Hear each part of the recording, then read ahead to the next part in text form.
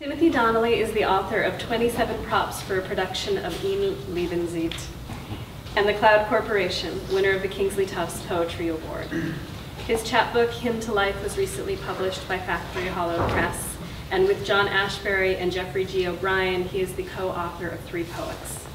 Widely published in magazines and honored with many coveted awards, he serves as poetry editor of Boston Review and teaches at Columbia University. According to Taoist models of enlightenment, we have not 1 but 8 bodies, each vibrating according to different frequencies, expressing and experiencing different aspects of reality: the physical, the etheric, the emotional, the mental, the psychic, the causal, the body of individuality, and the Tao itself. Despite my limited ability to conceive of, let alone perceive, the majority of these aspects, I believe Timothy's poetry engages most, if not all of them, and I'm not being cheeky here. His work operates with great clarity and often with great delight to embody, reveal, and elucidate great complexities. In it, as in us, the physical world and our apprehension of it intermingles with the animating spirits and ghosts of consciousness and what lies just beyond it that we still somehow intimate. It is work of great body, mind, heart, and soul, of the explicable and the inexplicable colliding, housed in an uncannily powerful vibrational sound, that is, language, firing on all cylinders and across realms. Please welcome Timothy.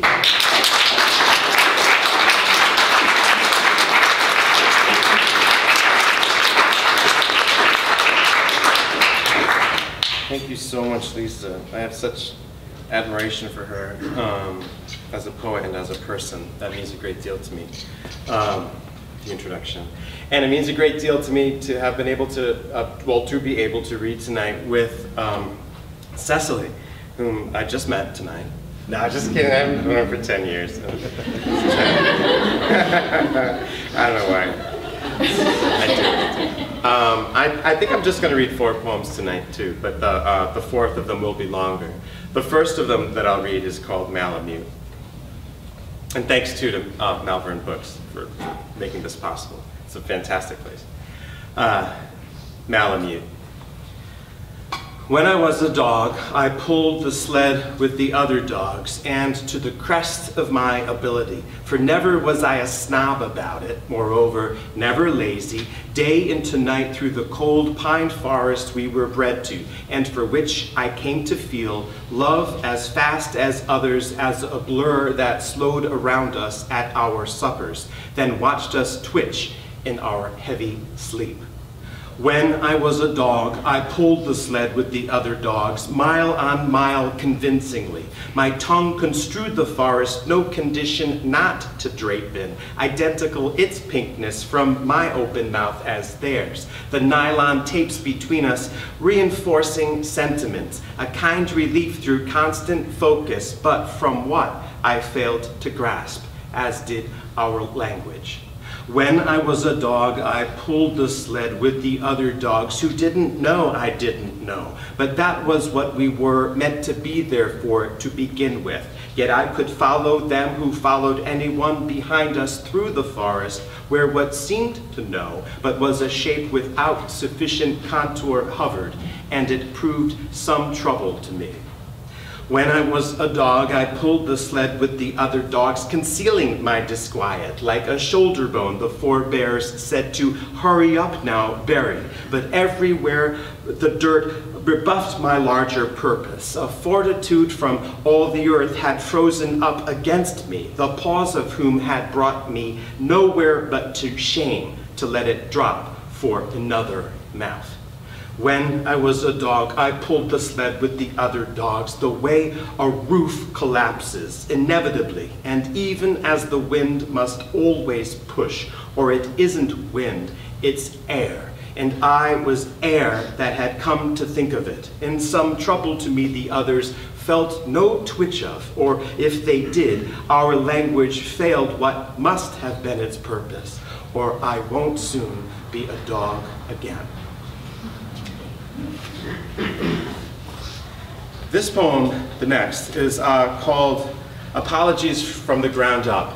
And it's a poem that I wrote after it had been some time since I'd written a poem, and I was walking home. I teach up at Columbia, and I live in Brooklyn. And so I was getting home kind of late from having taught, and was walking from the subway station to my apartment in a neighborhood called Carroll Gardens. And it's a lovely neighborhood with old brownstones, mid-19th century, little places where there's some cobblestone there too. And so I used to sort of play this trick on myself. I would imagine what it was like 100 years ago, then maybe like 500 years ago, then maybe like a millennium ago, and just to see if I could tap into some of the ancient energies that maybe were a little bit covered up. But at one point, I was looking around and I noticed the stairs of one apartment bore a striking resemblance to the stairs of the next apartment. And then I started thinking, well, we really kind of nailed it with stairs, didn't we? Like they're really doing their job. Like you really don't have to change that design. And then I thought, well, you know what? Write about that. Write a poem about that. And then I thought, well, where did you go from that? But I thought, well, no, just sit down. I felt really sort of like I just discovered something about the world that we've been using. Like Jesus walked up these kinds of things too, and so did like pharaohs. So, apologies from the ground up. And I started thinking about Nimrod, the builder of the Tower of Babel. He's always just right around the corner of my thinking. It's like, I kind of get it, you know? So it's called Apologies from the Ground Up. The staircase hasn't changed much through the centuries. I'd notice it. My own two eyes now breaking down the larger vertical distance into many smaller distances I'll conquer almost absently. The riser, the tread, the measure of it long hammered into the body the way it's always been, even back in the day when the builders of the tower Nimrod wanted, rising up into the heavens, laid the first of the sun-baked bricks down and rose. Here we are again, I say, but where exactly nobody knows. That nowhere in particular, humming between one phoneme and a next, pulse jagged as airless Manhattan-bound expresses on which I've worried years that my cohort of passengers' fat inner monologues might manage to lurch up into audibility at once. A general rupture from the keeping of thoughts to oneself. Statistically improbable, I know, but why quarrel with the dread of it? I never counted my own voice among the chaos, admittedly. I just figured it would happen not with, but against me, a custom punishment for thinking myself apart from all the others. But not apart from in the sense above, but away from. Although to stand in either way will imply nobility, power, distinction. As for example, if you step back to consider a 16th century depiction of the tower under construction, you rapidly identify the isolated figure as that of the king. His convulsive garment, the red of an insect smitten on a calf, the hint of laughter on his face, or humming just under the plane of his face, indicative of what you have come to recognize in others as the kind of pleasure, no more or less so than in yourself, that can only persist through forcing the world into its service as it dismantles whatever happens to oppose it, including its own short-lived impulse to adapt by absorbing what opposes into its fabric. It will refuse to do that. It will exhaust its fuel or logic or even combust before it lets itself evolve into some variation on what it used to be, instead of remaining forever what it is until it dies, even when its death comes painfully and brings humiliation down upon its house. In the abstract, on and off, as when hurrying past the wrought iron fence some pink flowering branches cantilever through, or if pushed too relentlessly into oneself in public, it's hard not to admire the resolve in that. But there are pictures in which there is no king.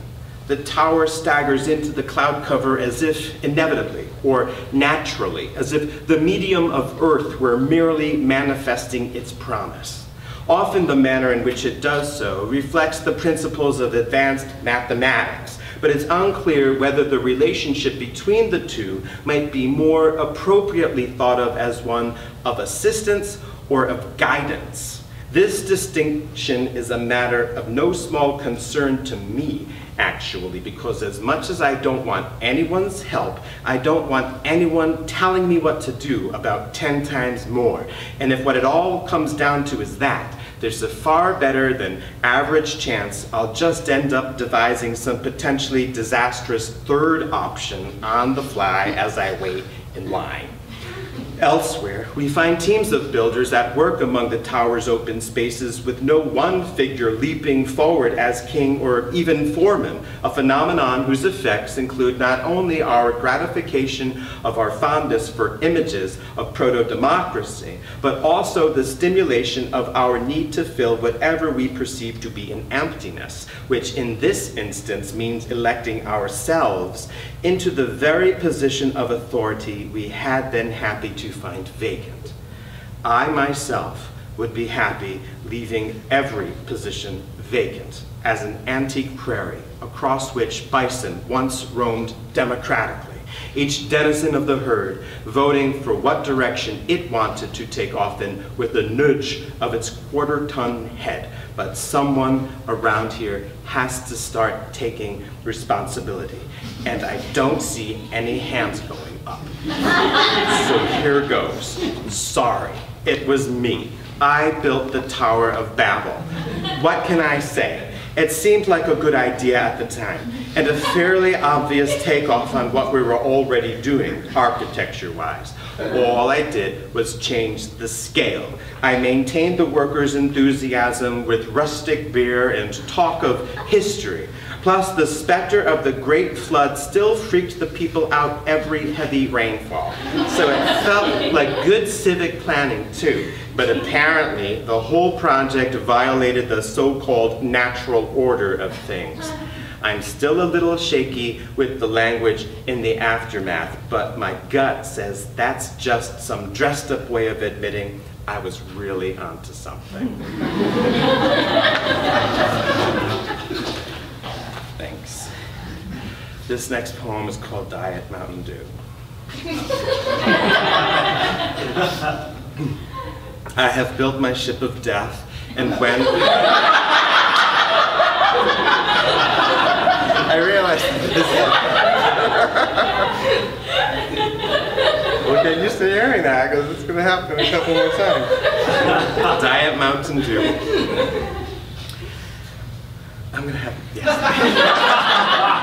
Thank you, Lisa. I have built my ship of death, and when a wind kicks up, I'll cut it loose to do its thing, across an unnamed lake of you, a firefly sent pulsing through the non-stop estivation of the verses of our South, who in its larval phase would feast on bitter worms and snails, who emerges from its mud chamber, our planet's most efficient luminescence, who turns chemical energy into radiant energy, shedding very little heat. So will I sail the compass of you, pleased with my cold light. I have built my ship of death aglow in sturdy chemicals and powered up at night like American Express. I'm all customer service, only minus the customer. No service to speak of other than death. You will know my logo by its absence and slogan from the past ad for the sugared style of you on TV in my youth. It goes like this. When my thirst is at its worst, and then I let it trail off into the unsayable, or is it just unsaid because my mouth is full of you again?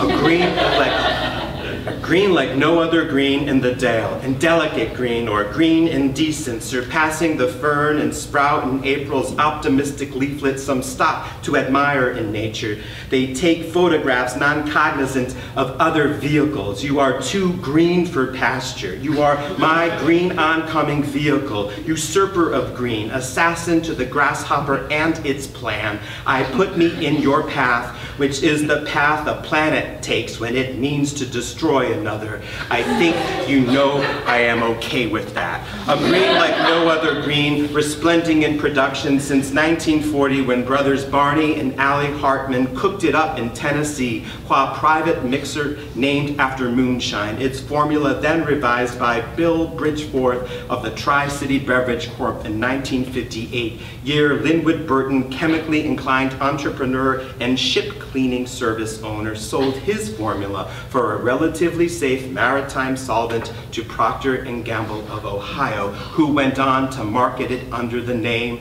of Mr. Clean, whose green approaches yours, then at the last second swerves into a joke yellow plays on green to make blue jealous of it. Till it blows up in its face, but I can't not love the smell of it. Citrus reimagined by an extraterrestrial lizard, which is to say, inhuman in the way you say inhuman to me. A compliment unraveled in the drawl. Hey, you over there, you look so unaccustomed to temporality. I would have sworn you were inhuman. And then, for it after time I fall, further evidence of my humanity, I am at heart no less susceptible to rot than the felt hat on the head of the rifle-toting barefoot hillbilly, your mascot, until he disappeared in 1973. Instinct says he must have shot his self in the woods in the mouth one sunrise when a frost was at hand and the apples fell thick, and he was way too awake when he did so not to think there would be another waiting like a can of you in the 12-pack in my refrigerator. I have built my ship of death, and enough already, every toxic sip of you preparing for the journey to bloviation. I leave to return and return to depart again the stronger for a satisfaction being bound to no port has afforded me. I have built my ship of death so that even when I crawl back down into the hold of it, alive as what unnaturalness and you can keep me, it's only to emerge from the other end of it intact and perfectly prepared to be your grasshopper. Okay.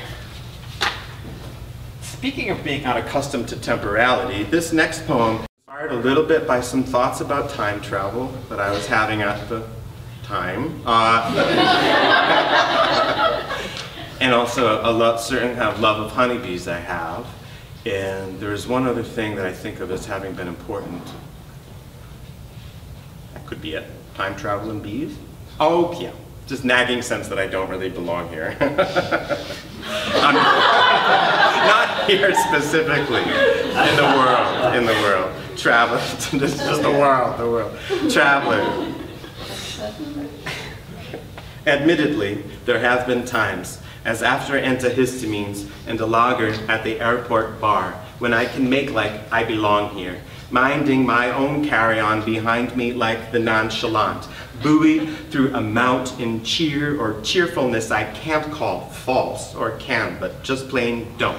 My fixity dissolving like some paper boat on blue carpet scrolling down the gate and aisle, shoulders brushed to others gently, neighbor-like, and often, and as if I hadn't noticed, but I do. It is my task.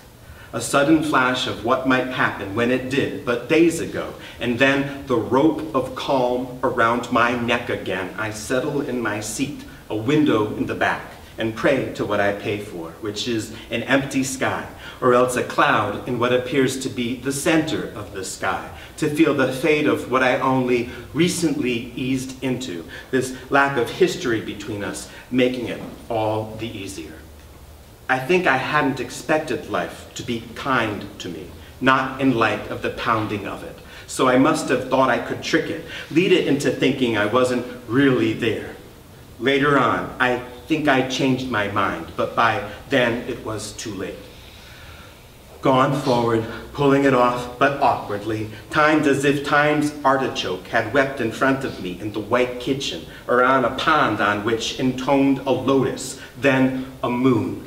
greased in plenitude, up to and including then all its little hands, which knit their life work out of hours, days, centuries unstuck like yellow vinyl from the tabletop, the noise of it so commonplace we didn't notice it, or when we did, we let it pass by tacitly as nails until all the landscapes they held up were taken into custody, and now it can't be heard again. Or say the flatness of the tabletop were the known universe, all of it, and I'm just a random smirch residing in the northeast corner, comparable to the other smirches, nothing special, until I vanish from this flatness into another layer of it, into depth. We might think of it as traveling under the table, but the smirches who only experience flatness know no under. They only know that I was there and then I wasn't. And when I resurface in an instant somewhere in the south, it's still just an instant to me, but to them, who are nowhere to be found, it was an instant 300 years in the past. White birches lean through a mist like plastic drinking straws, the same kind that tribesmen from Papua New Guinea once drove through the hole in his septum in lieu of the traditional wooden spoke or bone. The anthropologist in the back of the room cried. She had seen the documentary many times before, but still cried. She sensed in this image the collapse of a culture, its unstoppable tumbling into the corporate fast food abyss. I could see this. At the same time, I couldn't look up into his face and make myself see anything less or more than a person, one with the capacity to choose or choose not to do what he had done. I knew I had to be wrong. I knew I should want him not to choose what he possibly only appeared to have chosen, meaning external forces might have compelled him to take up the straw instead of conventional materials. But I couldn't distinguish between wanting this and wanting to preserve him in time like an object, even if to do so meant denying him his ability to choose, permitting him only to do to his face what left Baltimore comfortable. Anyone moves through days less than completely. The washing of dishes start to finish, water half scalding the hands so the feet don't remember events that the land underneath them supported. A hope for gain, so consistent in the humus, it becomes for us an unavoidable drink. The whole Crow family chuffing overhead as we trust our taproots to skirt the bad aquifer. Anyone oftener in the soft-scented borders abuzz beside museum doors will anchor thoughts elsewhere than in insects on whose loud labor we depend unendingly. As for me, I like to think of myself as able to function at a certain level, equipped to walk among a company of bees at ease with my place in an ancient relation, a live participant in a pattern whose longevity is a thing of beauty, admiring our symbiosis in Sunday sun as an abstract love with benefits. But then I think we'd cloud them in a stink of toxins if they didn't pollinate the fruit we ate or vomit honey, and they don't think of us at all. They're too busy, or aren't equipped to, or don't see the point, if there is any. Half aware in the dark air above New York, a common swift, known to doze in flight the way a dolphin does through the sea, one hemisphere of its brain set to slow-wave sleep while the other maintains vigilance, the inner eye of us widening as it beams back and forth godlike across the soft office floor of our experience, the outer and inner divisions of it parted by a cleft that looks from this height like nothing but a paper cut. I drop in on red activity, filed in the fourth quadrant outer division, labyrinth of mismanagement as far as the eye can see, its index cards alone the size of antlers on Irish elk, which is to say, so large they prevent successful completion of the normal business of life. I've heard it said, or else it was just some idea I had once about futility in a bathtub. But when I reach out to grab the file, having been lowered down to the air space just above it, the antiquated suspension system up and reverses, hauling me backward through the element I belong to, torn as if from the hand that would spare me the burden of remembering. Nothing to be afraid of, but nothing now. A light-absorbing liquid tucked behind a dam, constantly wanting to unknit itself, thinking to fail by plan might be better than to succeed for a stretch through a violent worry, only to fail in time anyway.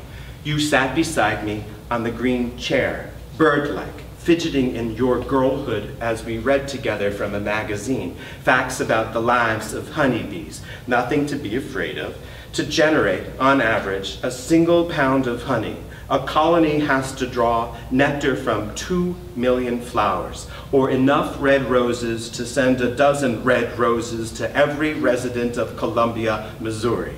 And to visit all those flowers, the colony has to fly, collectively, 50,000 miles, over 1/5 the distance from the Earth to the moon, which holds our thoughts in place if we have nowhere else to place them, as when we read the average worker bee in all its lifetime will only produce 1/12 a teaspoon of honey, meaning that I have stirred the life work of a dozen bees into my teacup thoughtlessly, a devourer of life works. This present only one example, I turn my head away. Awake again in underbrush, scrub pine and sassafras, and earth beneath my hooved feet elastic with its mosses. I walk out to the human clearing, late winter, under a surplus of stars. Gently, neighbor-like, my animal ear upheld against the wigwam, the stripped bark sides of it like the surface of a rumored planet, discernible at last in the late winter sky that appears, as noted, invested with more stars than necessary, although necessity would seem to have no place in the matter, and it must be I who has imported it. In the firelight, the colonist feeds the dying Sachem fruit preserves with the blunt English knife, nursing him back to health, and it's my task to determine, through the tension of the wigwam, whether he performs this kindness out of love, strategy, or else some mixture of the two.